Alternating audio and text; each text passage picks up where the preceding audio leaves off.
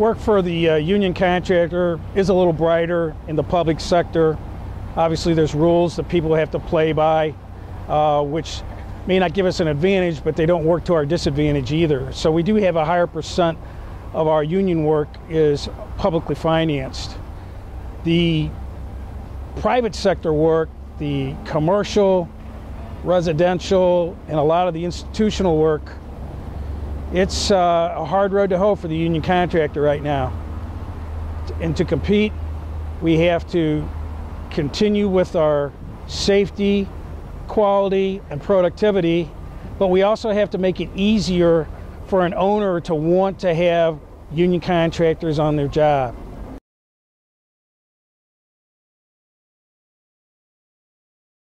Our company, for one, participated last year in a project with Zachary Company, which generally works merit shop or open shop, and it was a great experience for them.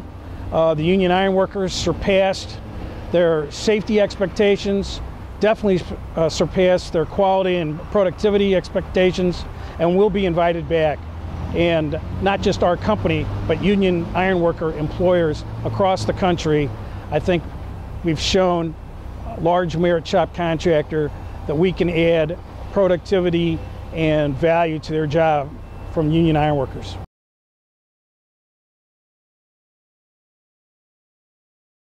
The opportunity that we had with Zachary came as a result of meetings that Impact and the general officers had with Zachary about 3 years ago, where we started exploring ways where we thought that there could be some places where we could work together.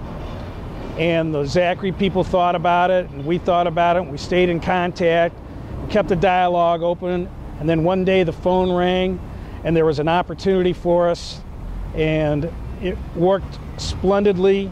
As I said, it exceeded everybody's expectations, and I think there's going to be more opportunities for union ironworker employers with Zachary and some of the other merit shop contractors, because they do talk amongst themselves, and I know they've talked about the success that they've had with the union ironworker.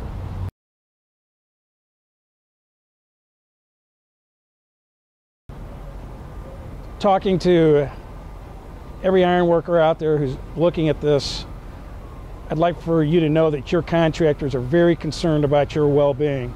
Many of us are ironworkers too, and have family legacies in the ironworking industry.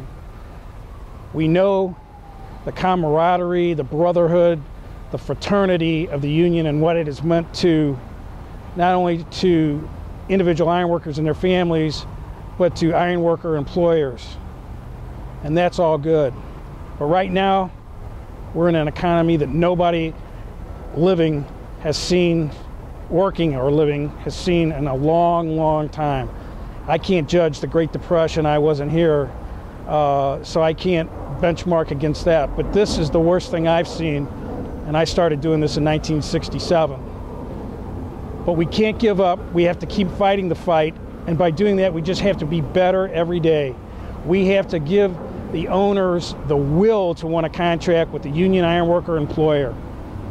I know it's tough to do when you're sitting on the bench or you've been out of work for several months, and I know a lot of the locals we work in, that's just the case, and the percentage of unemployment is extremely high.